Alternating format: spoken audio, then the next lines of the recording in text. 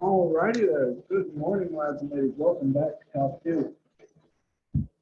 Today we're going to kind of continue with what we've been doing, talking about volumes, specifically volumes of solids that have like a lot of symmetry.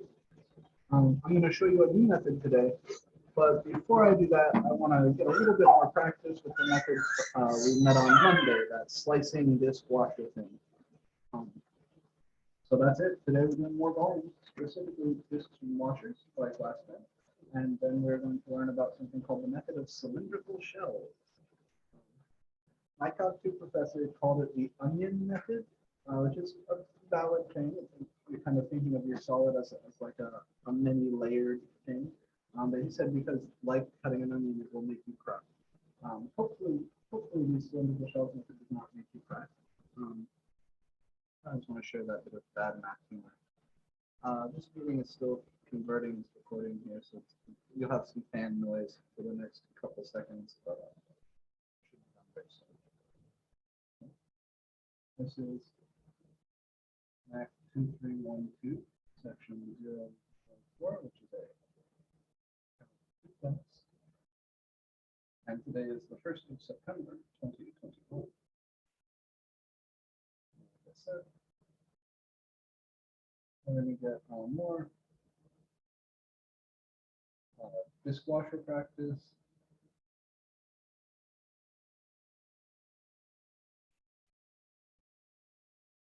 This is section 6.2. And then we're also going to learn about the method of cylindrical shells, which is also volume.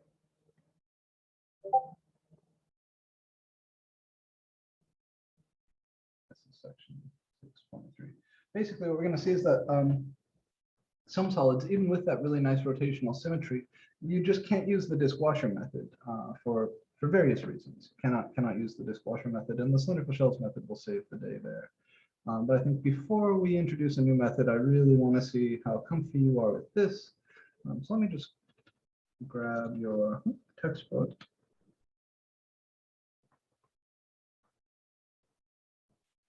We did talk about average value, yeah, last week.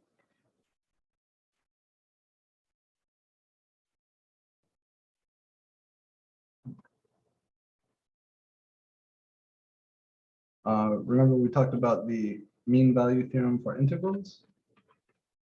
The average value was the content we were talking about leading up to that. So we've done these. We did this guy. We haven't done that guy, but we can do that guy. Yeah, maybe we'll start. Let me start with this one. All right.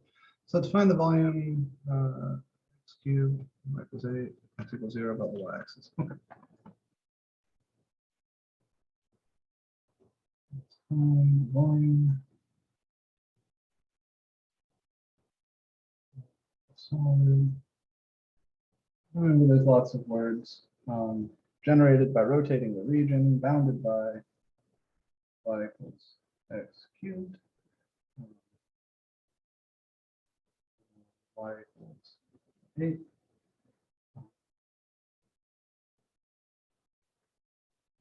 About y-axis. Sorry about that. I'll move that. So I'm omitting all the words here, right? Find the volume of the solid generated by rotating the region bounded by these curves about the y-axis. I don't think I forgot anything, right? Oh yeah, x equals 0.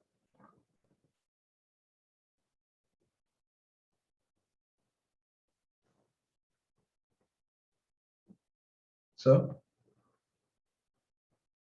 we need to sketch these curves, identify the region, and then sketch in my axis of rotation.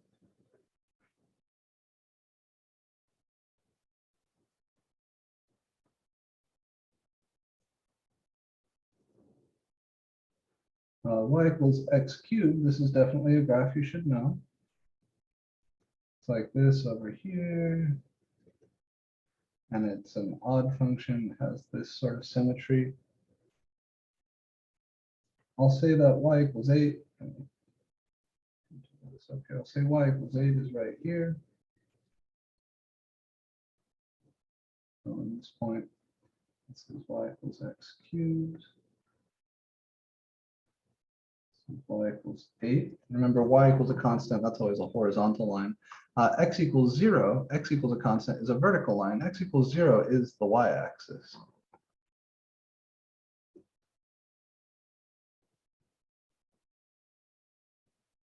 So the region we're looking at then, there's only one kind of space here that is enclosed by these curves. It's this region.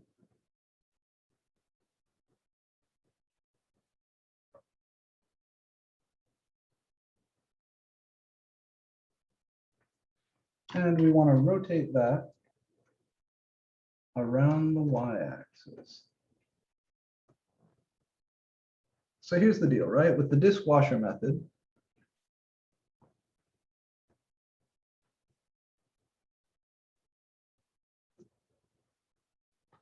our next step is to draw in our little strip, right? We draw in the little strip. We imagine rotating just the strip. That produces a little solid whose little volume we call dV. And then you integrate dV to get V. For the dishwasher method,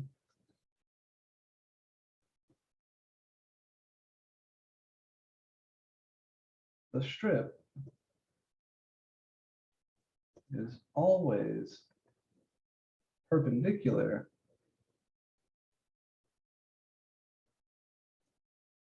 to the axis of rotation. So remember, drawing in your little differential thickness strip is like the magic step. After you do that, you can kind of follow your nose and work the rest of the problem very intuitively. But you need to sketch your curves, shade your region, identify your axis of rotation, and then draw in the strip. That's your like getting started. It's your find a volume starter pack. We've sketched our curves. We have shaded our region. We have identified our axis of rotation. So now I need to draw that strip. And the big thing to remember is that for the dishwasher method, that strip is perpendicular to the axis of rotation. Okay, well, here's my axis of rotation. That's a vertical line. That means my strip is going to go in like this, right? Perpendicular to that axis of rotation. So let me draw that strip in. And this is why I was telling you to draw those little Riemann rectangles as you worked the 6.1 problems, the area between curve problems, because this will kind of help you to see what's going on here. So there's my little differential thickness strip. Am I going to be doing this integral with respect to x or with respect to y? Will there be a dx or a dy in this integral? dy. dy, because the thickness of this little strip is a little vertical thickness.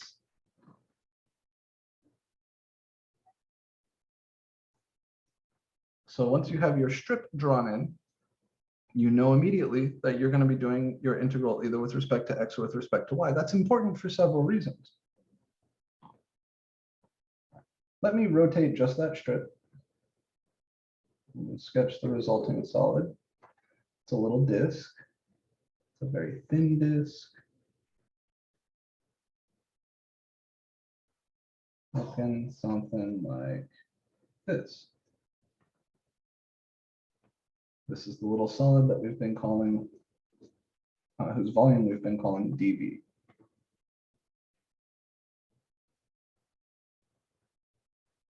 It has a little radius. I'm calling R. And that little radius is this one right here.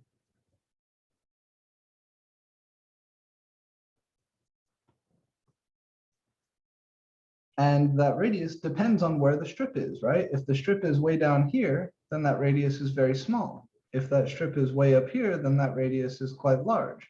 So R here is not a constant, not a constant.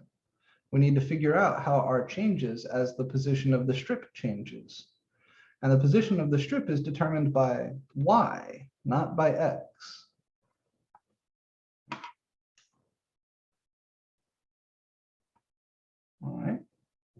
So this point on the curve, I could call this x comma x cubed, right? Because I'm on the graph y equals x cubed. But my integral is going to be done dy. So I don't want r as a function of x. I want r as a function of y.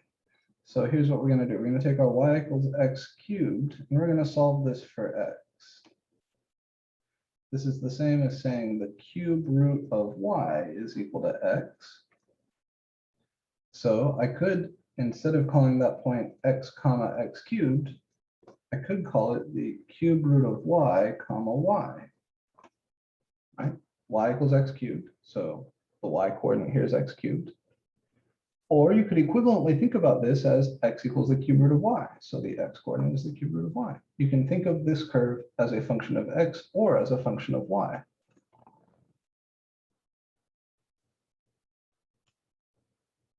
All right, what is that little radius r?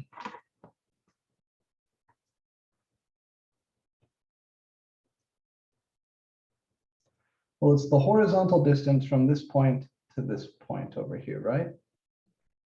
So it's the x value here minus the x value here. The x value over here is 0, right? Because you're on the y-axis. The x value over here, you could just call it x, but remember, I really need it as a function of y. So this is the cube root of y. And of course, this little thickness is dy. And that's all we need. dv is pi r squared dy, which is pi times the cube root of y squared dy.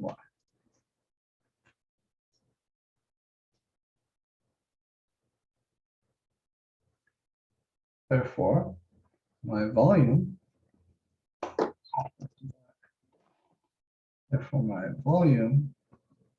which is going to be the integral of dv, will be the integral of this. But it's a dy integral, so my bounds need to be y values.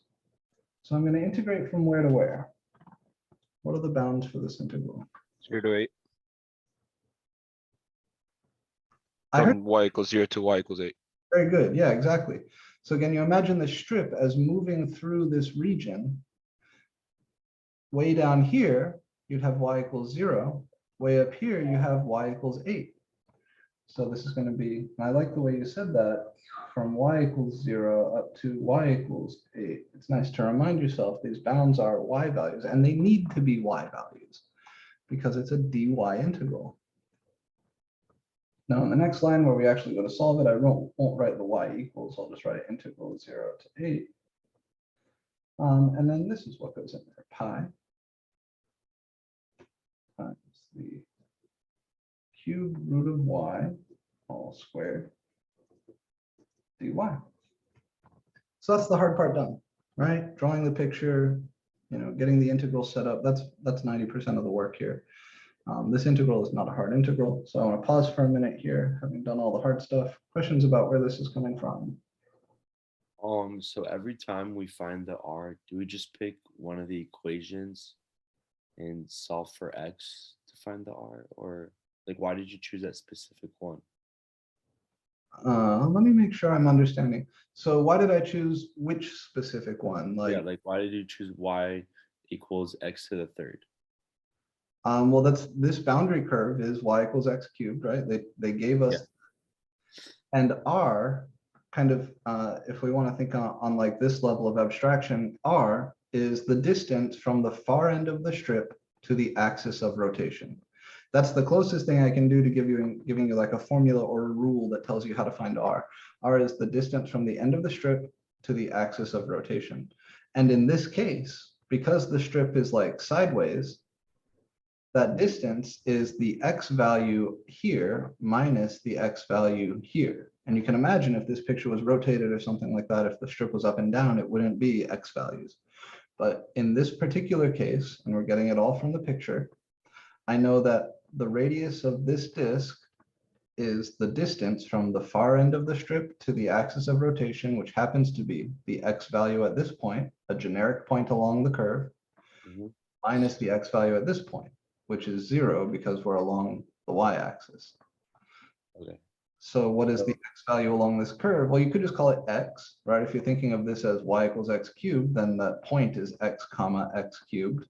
Okay. But because we know we got to do the integral dy, we got to get it as a function of y. So that's why we. Okay. Thank you. Yeah, of course, of course. We'll see other examples where r turns out to be different things. But that rule, distance from the far end of the strip to the axis of rotation, that will hold. So here I'll pop out the pi. I've got the integral from 0 to 8, and then the cube root of y all squared is y to the 2/3 power.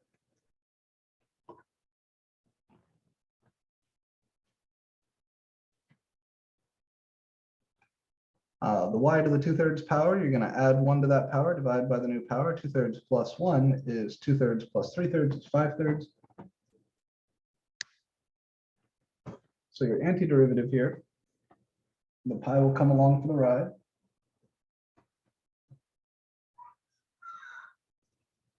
When you divide by 5/3, that's the same as multiplying by 3/5.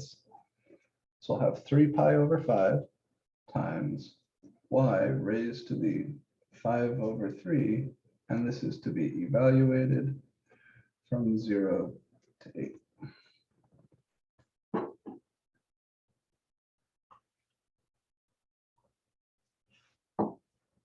And then we're lucky that they gave us 8 here because 8 is a perfect cube.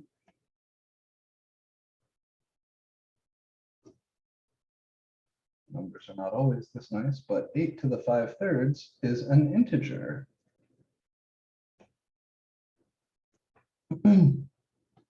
So how do we compute 8 to the 5/3? Well, you take 8 and then you take its cube root, which is 2, and raise that to the 5th power. So this piece right here is 2 to the 5, or 32. So this is 3 pi over 5 times 32. You could leave it like that.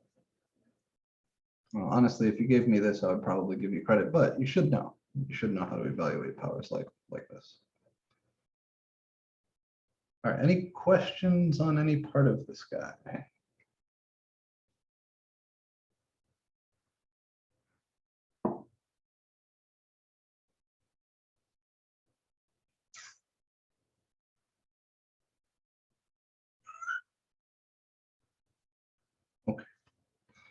Let me try to find one that has a little bit more challenge to it.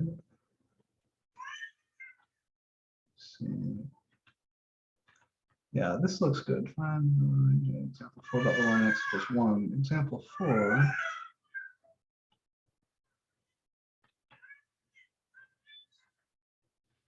All right, so x and x squared.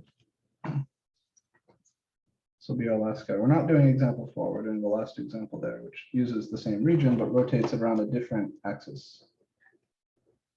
So find the volume. I'll switch back over to the dot cam in just a minute. Generated by rotating the blah, blah, blah, blah, blah. The boundary curves are y equals x, y equals x squared. And we're going to go this time about the line.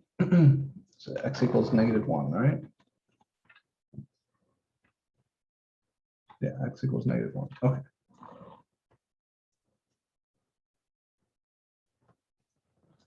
So this is going to work out very different than example 4 because here our axis of rotation is a vertical line rather than a horizontal line.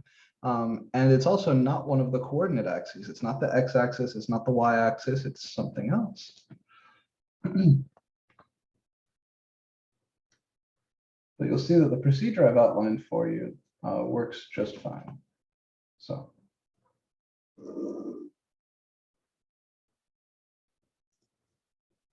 Really exaggerate this parabola.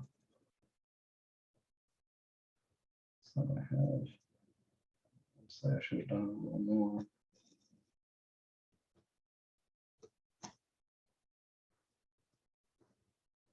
new region here. Okay, here's y equals x. Here's y equals x squared. Of course, he has pieces over here as well, but that doesn't matter for this. And then the vertical line x equals -1 is over here.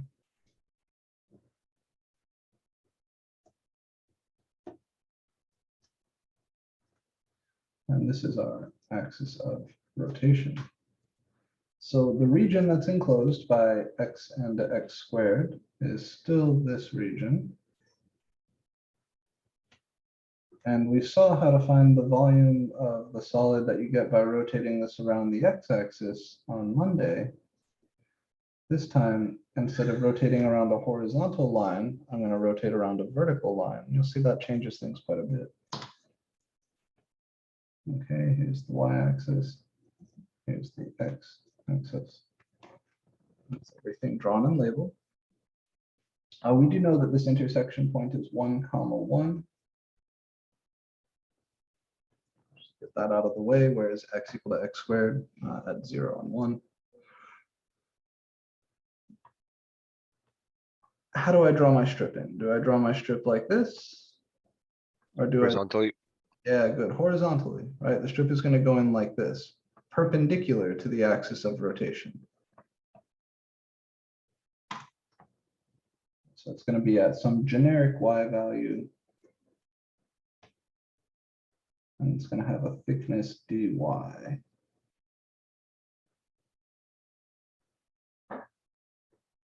right, so there's our strip.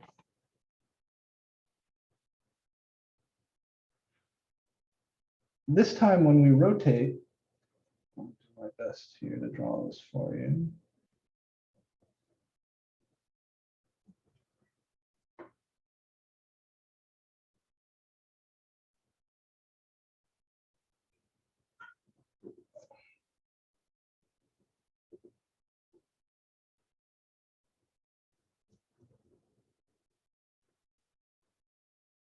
If I rotate just that strip, I don't get a solid disk.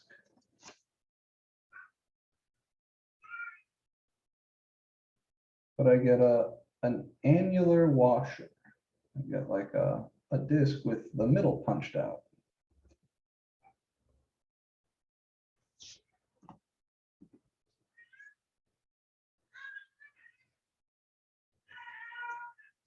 And then let's see this portion as well. All right, I'm definitely not an artist. I'm doing my best. All right, that's about the shape you're going to get when you rotate this strip around this axis. Can everybody kind of visualize that?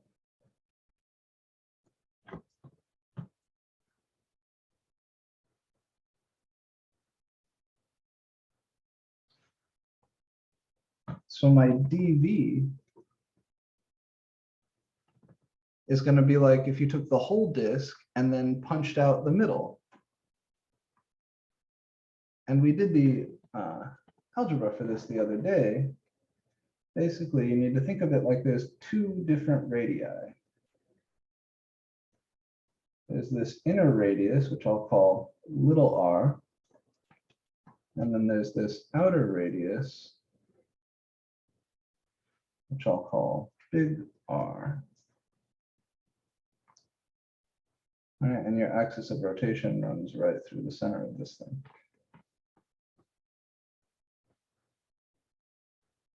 So that would be pi times big R squared dy minus pi times little r squared dy. And if you factor the pi and the dy, you get pi times big R squared minus little r squared dy.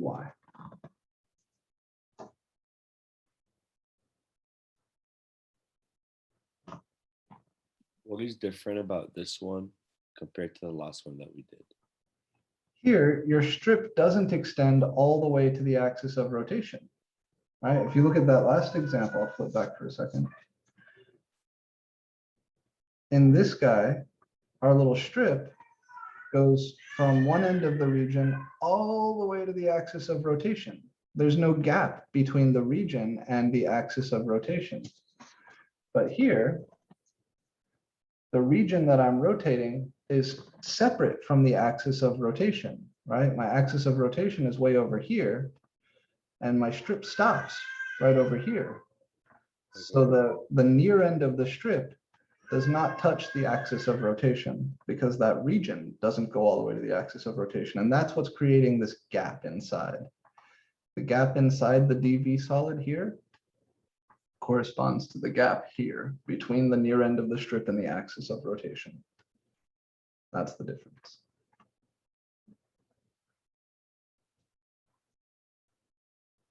So if there's a gap between your region and the axis of rotation, you're going to be looking at a washer instead of a disk, which means you're going to have two radii you need to find. The inner radius, the radius of this kind of missing space here, is this distance.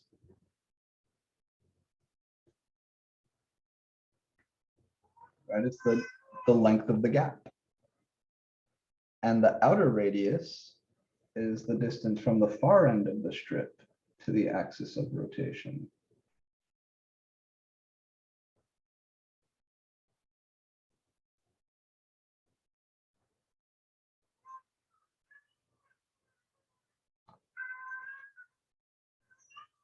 So here's the kind of guidelines. R is always the distance from the near end of the strip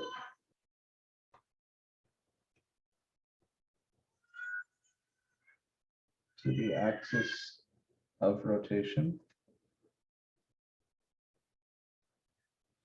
Big R is the distance from the far end of the strip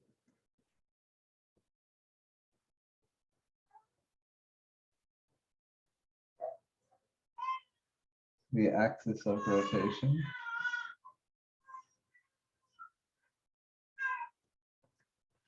And these are the rules that work. So if you asked me to describe the disk washer method kind of as compactly but still correctly as I can, here's what I would say. Here's the whole thing for the disk washer method.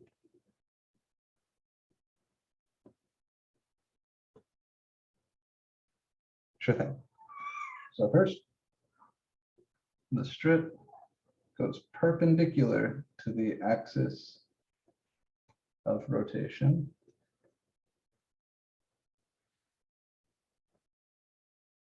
Your dV is pi times big R squared minus little r squared.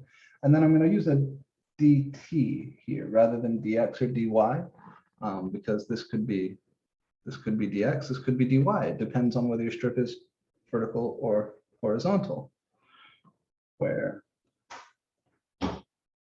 little r is the distance from the near end of the strip to the axis of rotation, and big R is the distance from the far end of the strip to the axis of rotation. So that's it. That's the whole of the disk washer method kind of encapsulated in one little thing. I know people like to memorize formulas. There are formulas online, and they're wrong. All right. The closest thing you can get to a nice formula for the disk washer method is this. Okay, like pi times f of x squared dx, some shit like that. It's wrong. It's going to be way wrong. Couldn't even come close to using that here. Those formulas you'll find online only work in specific cases, and some people teach this stuff in a very mild way, only being like the simplest possible problems. Those will not work for us. But this does. So for the disk washer method, sketch your boundary curves, identify your region and your axis of rotation. Draw the strip perpendicular to the axis of rotation. This symbol stands for the word perpendicular. Draw the strip perpendicular to the axis of rotation. When you rotate just that strip, you will produce a little solid whose volume is this. dt could be dy or dx, depending on the picture. And then r, little r, is always the distance from the near end of the strip to the axis of rotation. and big R is always the distance from the far end of the strip to the axis of rotation. So this is the whole disk washer method in one thing. Kylie asks, how did we find dV? So the solid here, whose volume I'm calling dV, the very tiny solid, comes from rotating just that strip. That strip has a little thickness, which is dy. And when I rotate just that strip, it's going to produce this solid. That's kind of just a visualization thing. If you imagine, like, you know, in class, I usually spin an eraser around on the board and you can see it. But if I were to just spin this thing, or keeping it oriented exactly as it is around that axis of rotation, you'll see it will sweep out a solid looking like this. And then the formula for this, the pi big R squared minus little r squared dy, is coming from thinking about the geometry of this. The inner piece here that's missing, that's been like punched out, is pi times little r squared dy. Because it's a circular, a disc-shaped region, pi r squared would be like the area of the top. So pi r squared dy is the volume of that little inner disk. And that little inner disk has been removed from the big outer disk, whose volume for the same reasons would be pi times big R squared dy. So this is pi times big R squared dy minus pi times little r squared dy. And I've just factored out the pi and the dy.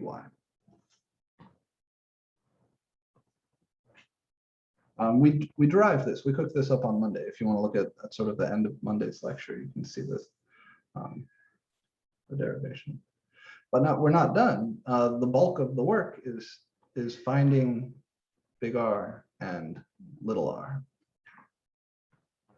So I got to know, what is little r? And I need it as a function of y. All right? I don't want little r having x's in it, because I need to do my integral at the end with respect to the variable y. So I need little r, I need this horizontal distance, and I need it in terms of the variable y.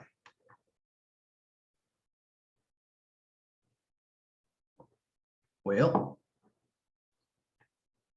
that's going to be, do we all agree? That's going to be the x value here minus the x value here. Are we comfortable with that? Yes. Okay. Let's start with the easy one. What's the x value over here? -1. -1, right? That is the line x equals -1. What is the x value over here? X. We could call it x. That's not incorrect. But remember, I need it as a function of y. So why? Yeah. So let me put a point right here. This point, I could either call it x comma x or y comma y. Same thing, right? We're along the line y equals x. So the x coordinate and the y coordinate are the same, right? Just like in the previous one, we were looking along y equals x cubed. I could call that x comma x cubed or cube root y comma y. So here's that point, which makes this distance, you could write it as x minus -1. But because I want it as a function of y, I will write it as this x coordinate here, which is y, minus the x coordinate here, which is -1. Another way to think of it is this distance is 1. This distance is y. So whether you think of it as y minus -1 or 1 plus y, you get the same thing. I'm going to write it as y minus -1 first, because I think that helps us see where it comes from.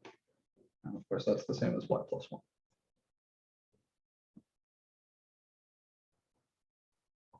Okay. We need to do the same thing over here. I need to characterize this point in terms of the variable y.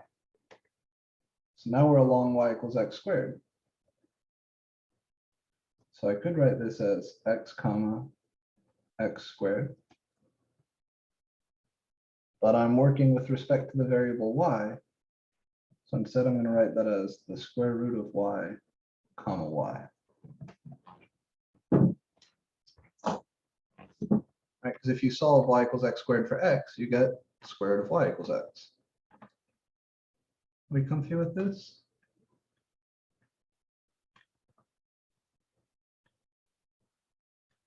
The big thing to remember is that a generic point on the graph y equals f of x is x comma f of x. So I think we could all get to this being x comma x squared pretty reasonably. Just remember that you're on the graph y equals x squared. So the y coordinate is always x squared. But then because this is a dy, I need to rewrite that in terms of the variable y. So you solve this for x, find that the square root of y is equal to x. So that point could be rewritten as root y comma y. And that's what I need to find big R. Big R is the distance from the far end of the strip to the axis of rotation, which is the x coordinate here minus the x coordinate over here. So that's the square root of y minus -1, or just root y plus 1 like this. Now we've got all the stuff. You see that this picture gets a little cluttered, right? There's a lot of shit in here. Draw your graphs nice and big. Right, nice and big. It gives you room to get in here and label things, which is really the trick to understanding these problems. So when you sketch your region, draw it nice and big. You may sketch it once and then be like, that's not big enough. I'm going to zoom in on this particular spot. I think for a lot of these problems, you'll be drawing the graph twice. Once to just like start, and then you realize I need way more space, redraw it, draw it largely. And as you work these problems, please, for the love of God, draw the goddamn picture. So serious about this. I see a lot of folks trying to use formulas or like guessing and like hacking their way there.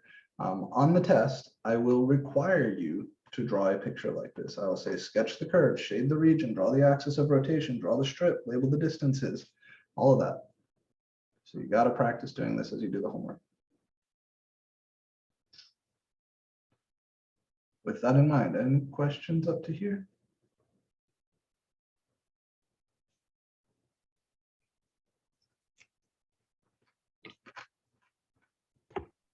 Can we do a horizontal one? Mm-hmm. Thank you. Let's go ahead and finish this up.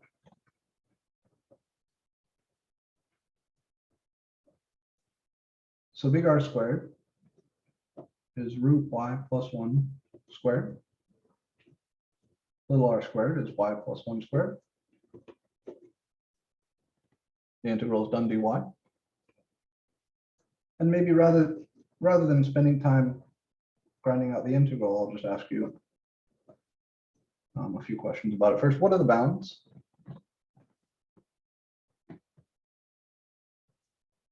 0 to 1. And are those x values or y values? Y values.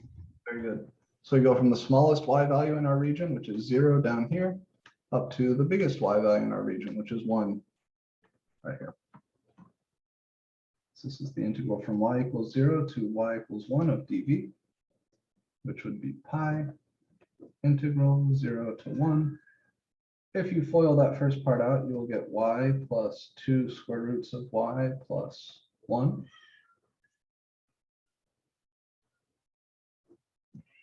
And if you FOIL out the second piece, you get y squared plus 2y plus 1. And then you'd combine your like terms and take the antiderivative, plug in, blah, blah, blah. All right, so I'll stop here after combining the like terms.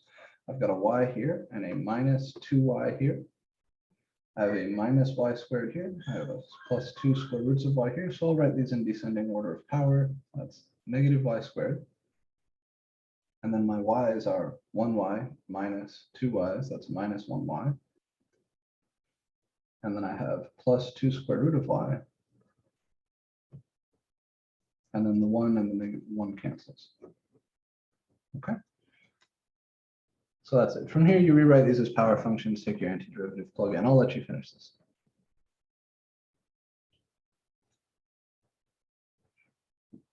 We can set up one more problem, and then I need to show you the new method before we run out of time.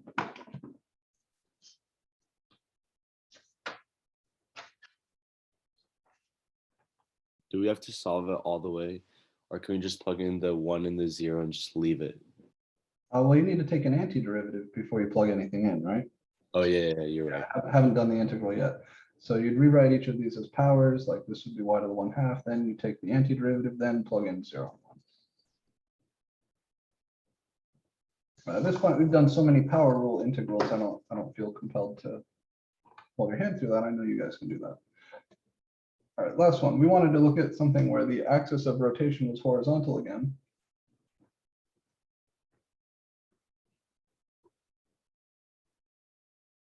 Find the volume, blah, blah, blah. Here for boundary curves, let's use the natural log.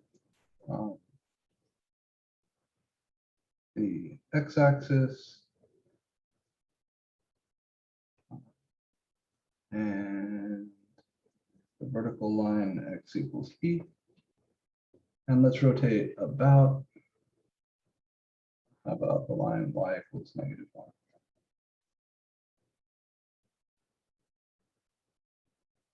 Sorry, for 1 second, could you go back to the other problem so I can see your last step? I think I wrote it like a little different, so I couldn't catch it.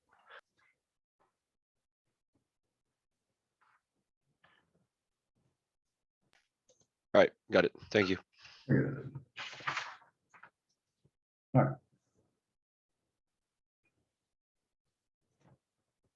So my boundary curves are the natural log function, y equals 0, which is the x-axis, x equals e, which is a vertical line, and I want to rotate that region about the line y equals -1, which is a horizontal line. I've got to know these basic graphs, right? So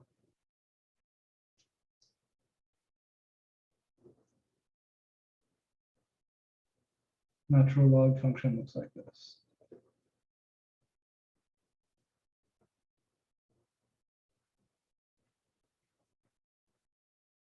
There's a vertical asymptote here. This point is 1, 0. And we'll say E is out here, something like that. Not to scale, but vertical line x equals E. That's the curve y equals the natural log of x. And so you see your region. Here's your region.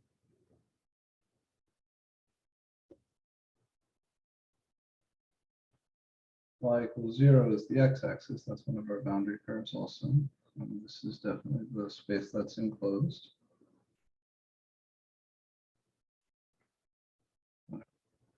And I want to rotate this around the horizontal line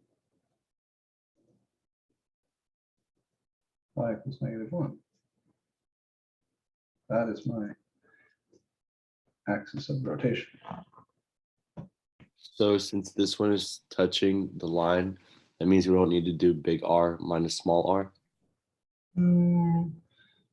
Oh, remember that the thing is, does the strip go all the way to your axis of rotation? Or does the shaded region extend all the way to the axis of rotation? Here, there is a gap, right? The shaded region does not extend all the way to the axis of rotation. So this will be a washer. There will be a gap here. We'll need both big R and little r. My suggestion is to think of all of these as gaps, right? Think of all of these as washers. And then in the special case where your strip goes all the way to the axis of rotation, little r just happens to be 0. That's how I would recommend thinking about it. But following your nose, drawing the picture will get you there eventually. It's good to make those guesses, good to think about what's going to happen. In this case, it does turn out that there will be a gap. So how should I draw my strip? Does my strip go in like this? Or does my strip go in like this? Vertically, Vertically, why? it's gotta be perpendicular to your axis of rotation. Perfect. So the strip always goes perpendicular to the axis of rotation. Axis of rotation is like this, so the strip goes in like this. Oh my goodness, I can't draw it there.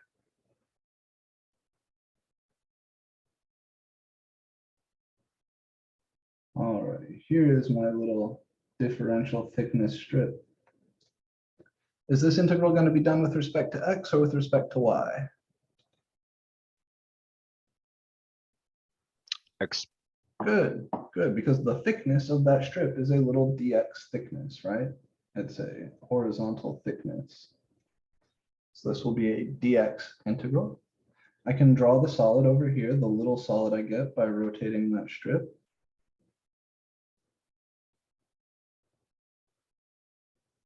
Or at least I can try to.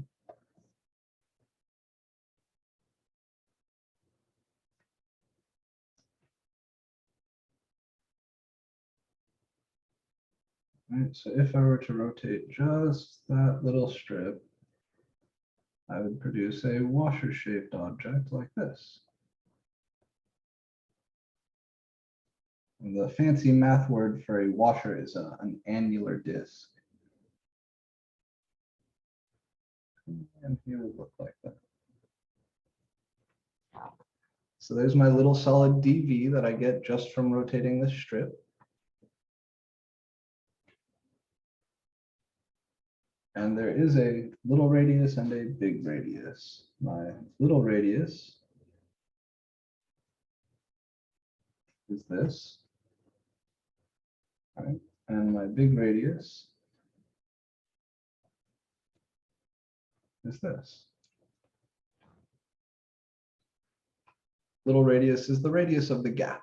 The big radius is the outer radius. So here's my little r.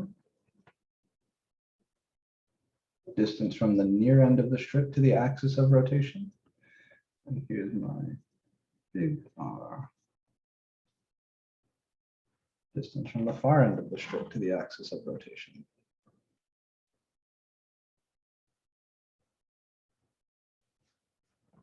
The volume of that little purple solid is pi times the outer radius squared minus the inner radius squared times dx.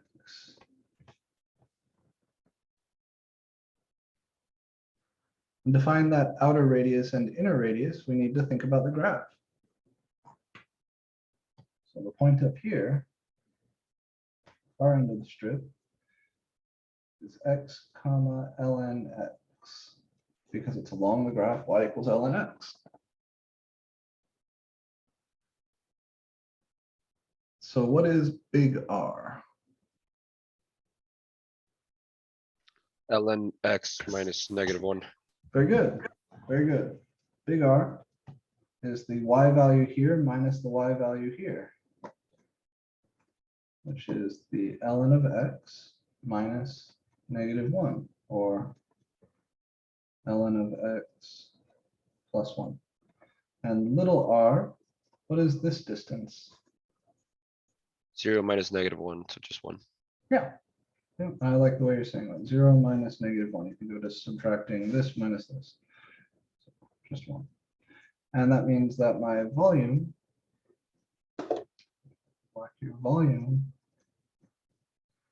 is the integral of the tiny volumes taken from where to where?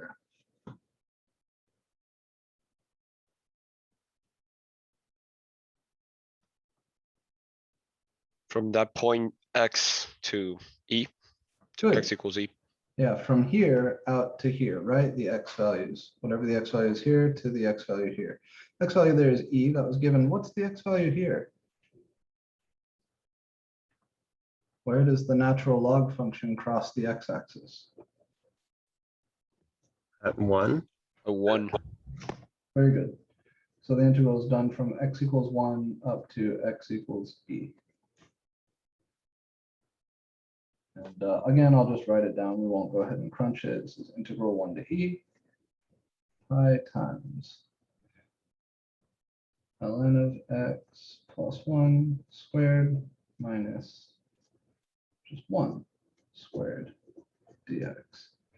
This is not an integral we know how to do yet.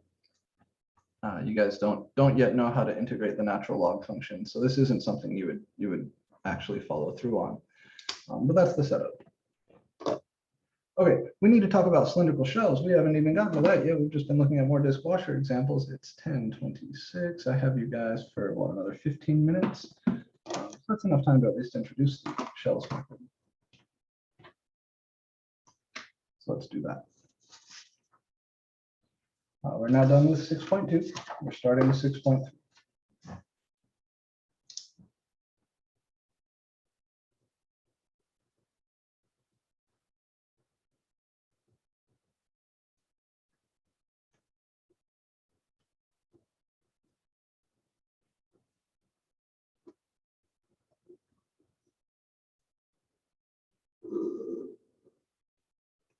Okay. Imagine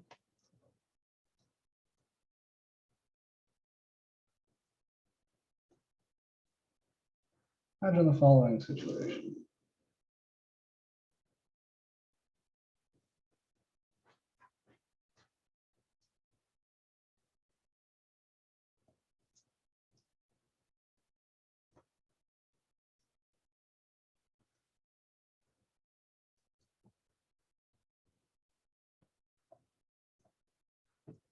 I want to find the volume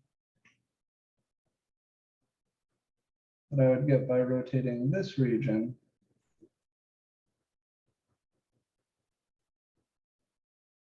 about the y-axis.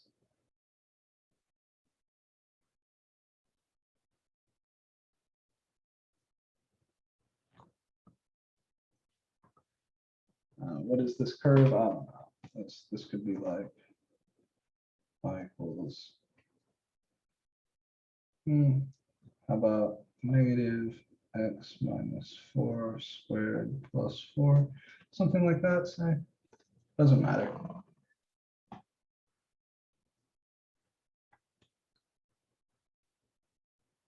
If we were to try and set this up with the disk washer method,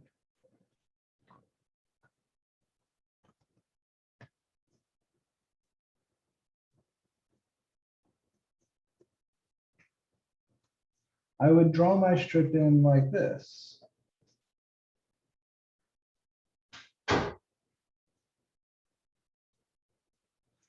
And then I would need to figure out, my little r here and my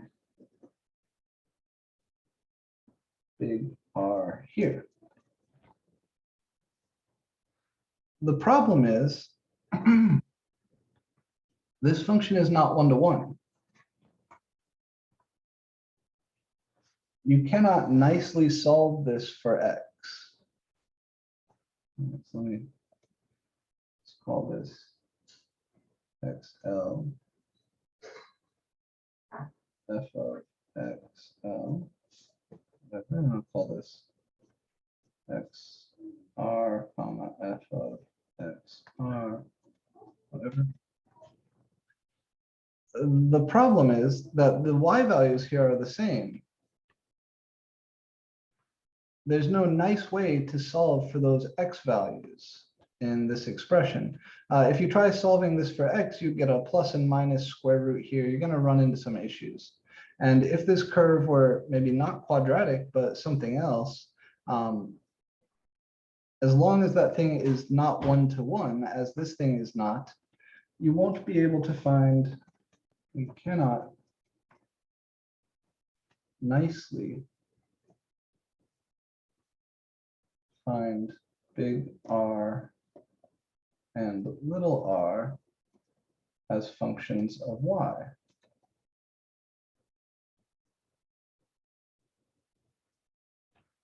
Because the curve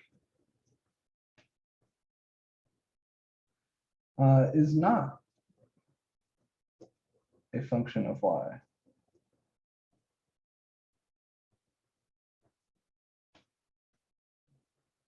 right? This curve passes the vertical line test. I can think of it as a function of the variable x, but it fails the horizontal line test. I cannot think of it as a function of y.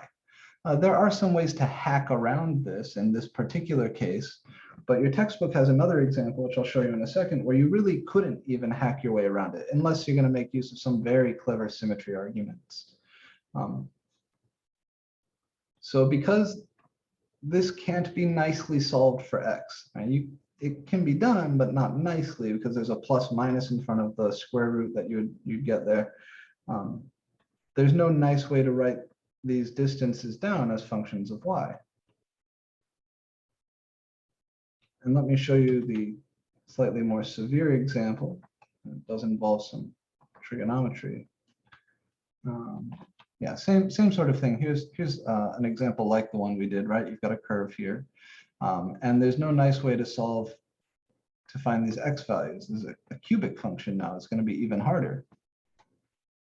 All right, try solving this for x. It's not going to happen. Straight up cannot be done. Now, an even better example. I thought they had this in here. No, maybe not. Yeah, here it is.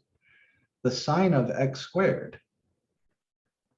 If I wanted to rotate this about the y-axis, take this region, rotate it about the y-axis, now I'm double fucked, right? Because you'd have to solve this thing for x.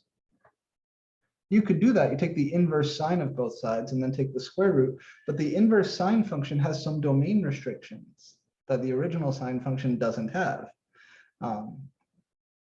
So you really cannot set this guy up if you're rotating about the y-axis using the disk washer method. Straight up not possible, because those x values, right, your strip would be lying in there like this, and those x values would be outside the range of the inverse sine function, which is what you would need to try and even begin solving this for x. The first one over here you would be able to get, but the second one over here you would not be able to get, because this function is not one-to-one, or you can say it is a function of x, but it's not a function of y. So that's the heart of the problem. How do we get around this?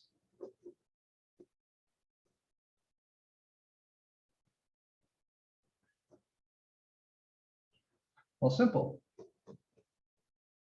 Draw the strip parallel to the axis of rotation instead.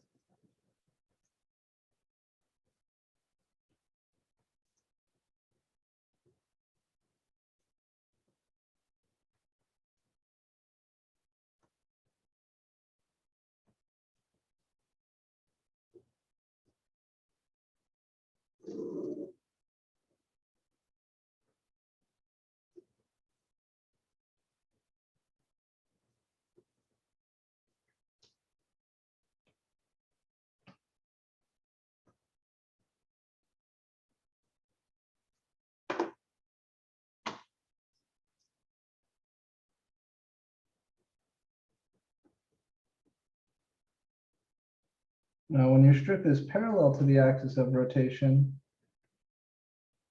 the little solid you get from rotating just the strip is no longer a disk or a washer. It's going to be something else.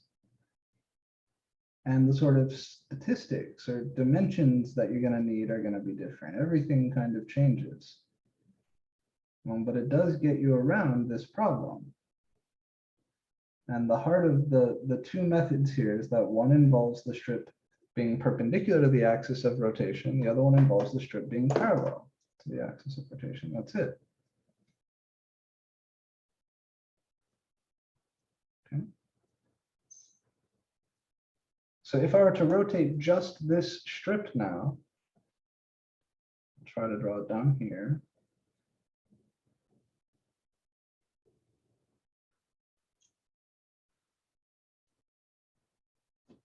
The solid you would get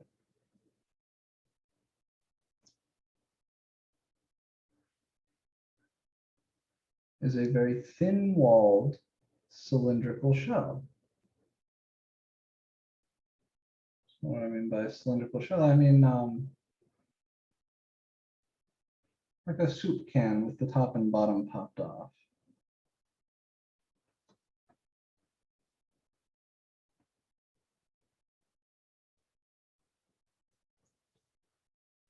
Something.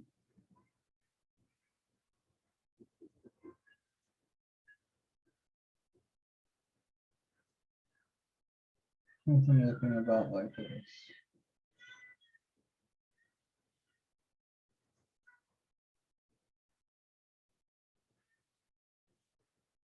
It's not perfect, but there we go. You get the idea. So if you were to rotate just that strip, you're going to get something shaped about like this, right? There's a little. Okay. So the stats you need to find the volume of this object are this radius and this height.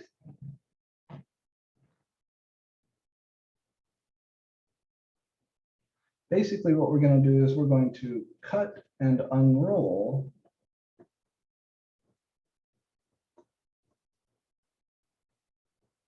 So again, think of it like a soup can with the top and bottom popped off. And then imagine you take some very sharp scissors and cut straight up through here. So you create a cut right here, and then you unroll this thing. And what you'll get is a solid like this. If I try to draw this to scale, it's going to be quite large.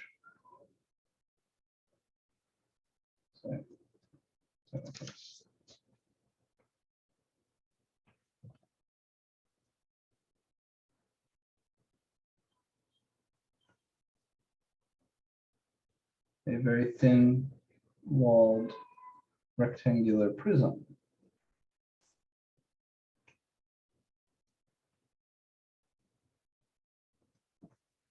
So let's see if we can find the volume of this very thin walled rectangular prism.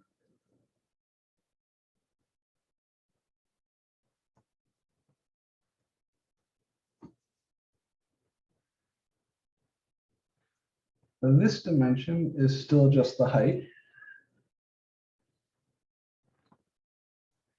What is this dimension?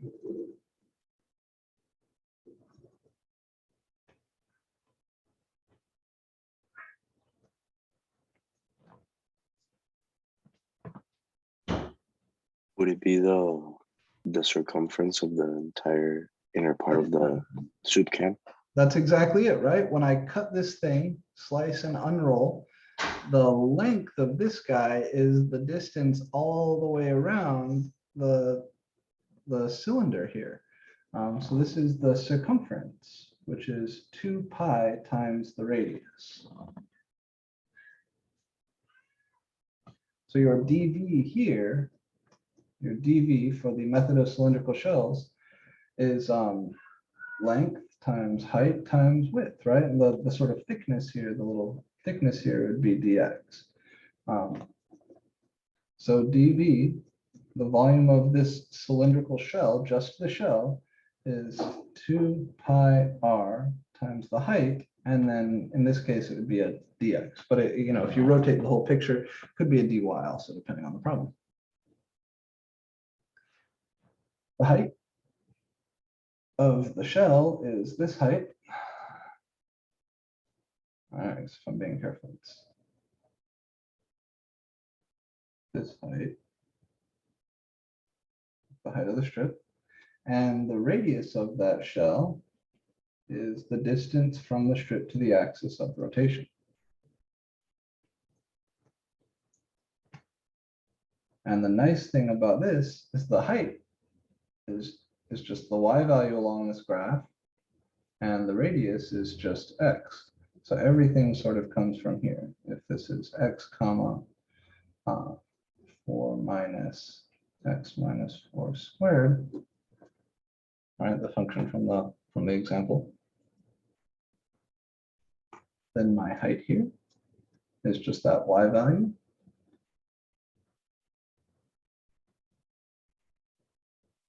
And my radius is just x.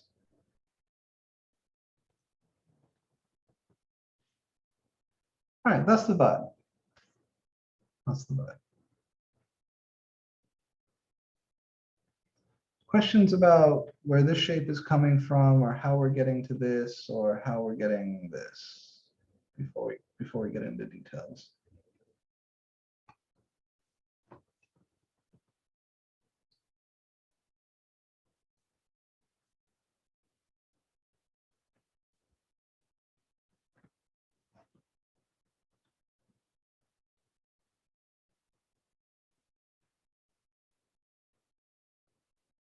Okay.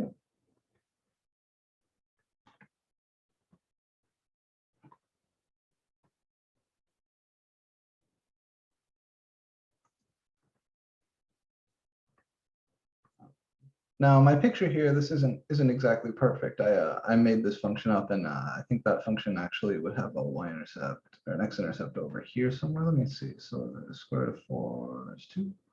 So we would have 2 plus 4. Oh no, yeah, this would be let's see, 2 plus 4 would be positive 2. Yep. So this would be 2 comma 0. I'll just mark that as 2. And then this one would be 4.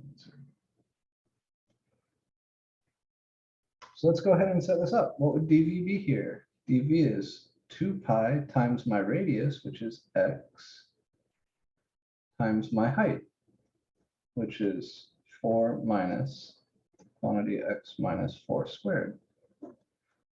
And then dx is dx. So if I wanted to find the volume here, I would just have to integrate that. And I would integrate it from x equals 2 to x equals 4.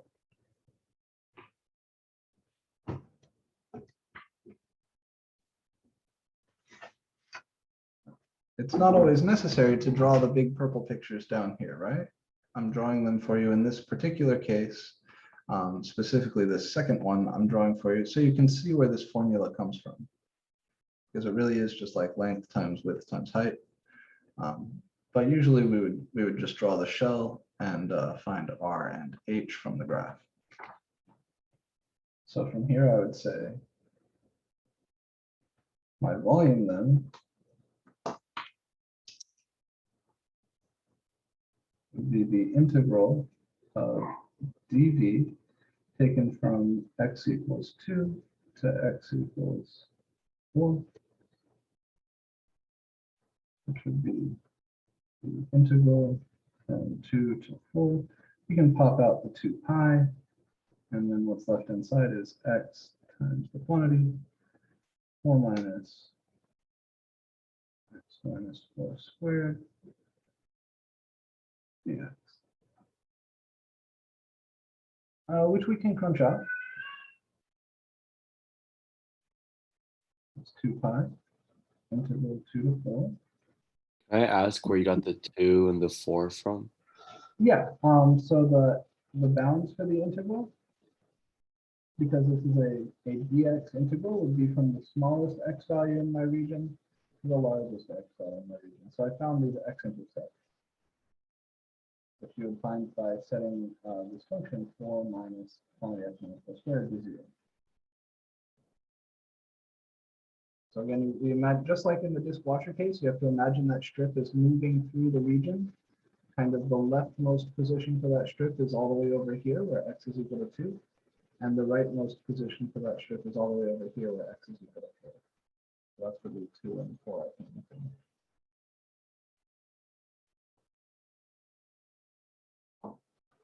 All right, if I multiply this out, this is going to be x squared minus 8x plus 16.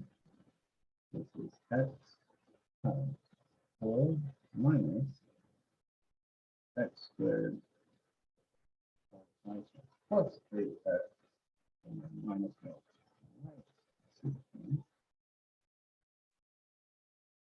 I think combine our like terms, we've got the 4 and the 16. They'll talk to each other. We can also distribute the x. This would be 2 pi integral from 2 to 4. Positive 4 minus 16 is negative 12, and then I'll distribute the x, so I'll have negative x cubed plus 8x squared minus 12x.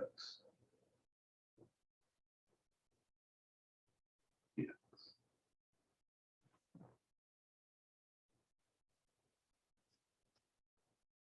And then finally, calculate our antiderivative. Negative x to the 4 over 4 plus 8x cubed over 3 minus 12x squared over 2, which is just 6x squared. And this will all get evaluated from 2 to 4.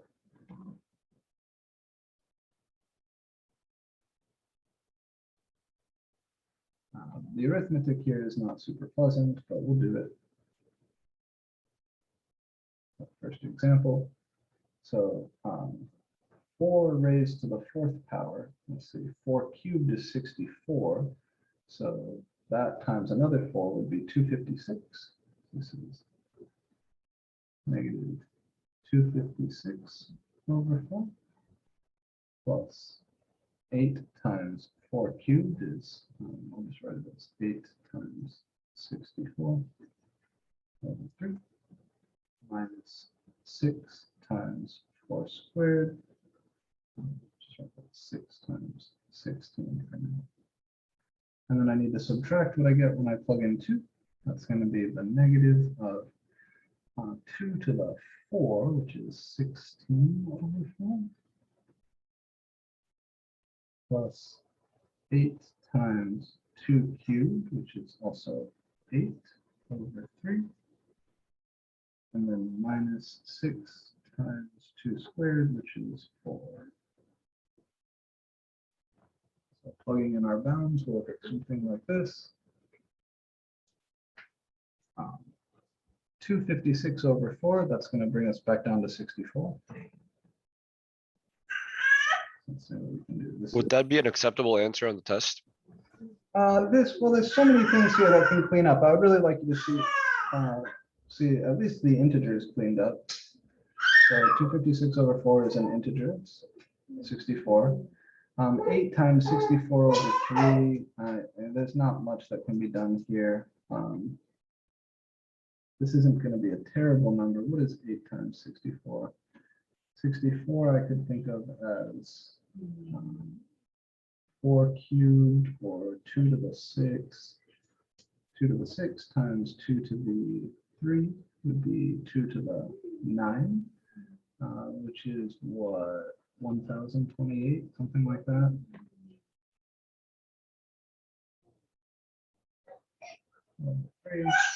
Minus 6 times 16, that's 36 plus 60 is 96. And then plus 16 fourths is 4, minus 64 thirds, plus 24. And, then put the whole numbers together, at least we can do that. 2 pi times, let's see, negative 64 plus positive 24 would be negative 40. Negative 40 plus a negative 96 is negative 136. Then you have plus your 1028 thirds minus 64 thirds. Any one of these last few lines would be acceptable. If you gave me this, it depends on what the problem's asking for. But if you gave me this on a test, I would at worst take off a half point, probably not take off anything, but then suggest that you clean it up a little bit. We can combine these also, the 1028 minus 64 thirds, but certainly this would be acceptable. And really, Sorry, Professor. wouldn't give you a hard time for this either. Professor, where'd you get the 1028 from? 8 times 64? Is that not correct? That's 2 to the 9. 8 times 64, I just put it on my calculator, it says 512. Oh, I was off by a power of 2. I'm sorry. Yeah. 1 down, 512. That's 2 to the 10. All right. Yeah, there we go. And you're missing the 4 at the end to add it to the negative 136. Oh, did I drop that also? I'm sorry, so this would be 132. Oh. But certainly the setup is the part where most of the work is, right? So if you set up the integral correctly, that's going to be the bulk of the value on the problem on a test. Calculating the integral correctly is important as well. And then your arithmetic skills, I'm not really trying to test, but I do want to see you simplifying basic things like the natural log of 1, tell me that that's 0. The sine of pi over 3, tell me that that's root 3 over 2. When it comes to doing integer and fraction arithmetic, I'm not going to take off points for it. All right, I do think we're out of time for the day. Yeah, we're actually a little bit over. So I'm going to go ahead and end the lecture here. The cylindrical shells method, remember, is a powerful method that we use when the disk washer method doesn't work. Your homework problems are going to specify which to use for the most part, but some of them will just say find this volume. And you can try setting most problems up both ways. The big thing with the cylindrical shells method is that your strip goes parallel to the axis of rotation. Disk washer, the strip is perpendicular. Cylindrical shells, the strip is parallel. As long as you remember those facts, you can kind of follow your nose the rest of the way through any of these problems. I'm going to run. I got to get to another class, but if there's anything else that you guys want to talk about, you can come see me in office hours, send me a Canvas message, post them to the Discord. All of those are good ways to communicate. All righty, keep working Thank on you. your homework, and I will see you. Are we meeting on Friday? I'm sorry? Are we meeting on Friday? Yes, every Friday. Perfect. Thank you. All right, take care, guys. Thank you.